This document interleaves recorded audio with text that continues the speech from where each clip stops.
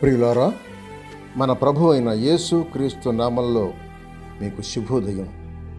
ఆయనను గూర్చి అనుదిన ఆత్మీయ ఆహారం, మార్చ్ 1 శనివారం.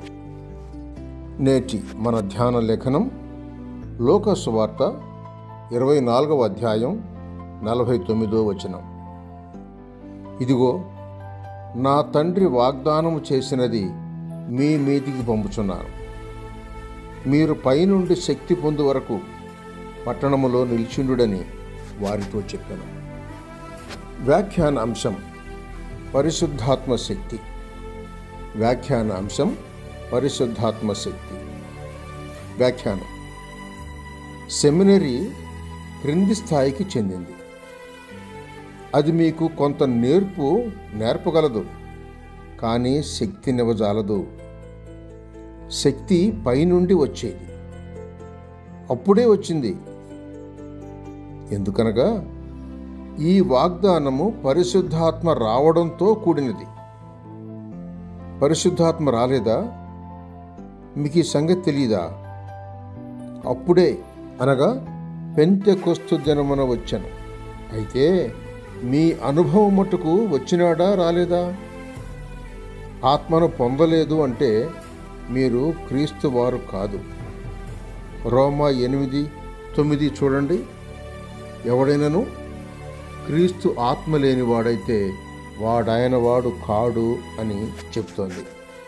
అవును, క్రీస్తునందు విశ్వాసముంచగానే పరిశుద్ధాత్మ మన రక్షణకు ముద్రగా ఇవ్వబడుతున్నాడు.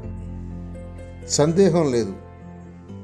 ఎఫెసీ పత్రిక 1వ అధ్యాయం 13వ వచనం చూడండి. అయినను పరిశుద్ధాత్మ కలిగి ఉండుట, ఆయన శక్తి ఎరిగిండుట రెండూ ప్రత్యేకమైన విషయాలు. ఆత్మ ఉండగా శక్తి లేకుండా ఉండునా? ఉండదు. అయినను ఎందరో దీని రహస్యం ఎరుగక తల్లడిల్లుతున్నారు. అపొస్తలుల కార్యములు 1వ అధ్యాయం 8వ వచనం చొప్పున ఆత్మను పొందినట్టు నమ్మి ఆయన శక్తి ఉన్నట్టు నిలువబడండి. విశ్వాసమే శక్తి వచ్చుటకు మూలం. 1 యోహాను పత్రిక 5వ అధ్యాయం 4వ వచనం చూడండి. బర్నబా మన వంటివాడే, అయితే ఆత్మను పొందినది గాక ఆత్మతో నింపబడిన వాడై ఉండెను. ప్రియులారా, అపొస్తలుల కార్యములు 11వ అధ్యాయం 12వ వచనం చూడండి. అప్పుడు ఆత్మ, నీవు భేదమేమియూ చేయక వారితో కూడా వెళ్ళుమని నాకు సెలవిచ్చెను అని పేతురు చెప్పెను. మరి మీ సంగతి ఎట్లు? సహోదరుడు సైలస్ ఫాక్స్. శుభములతో వందనాలు.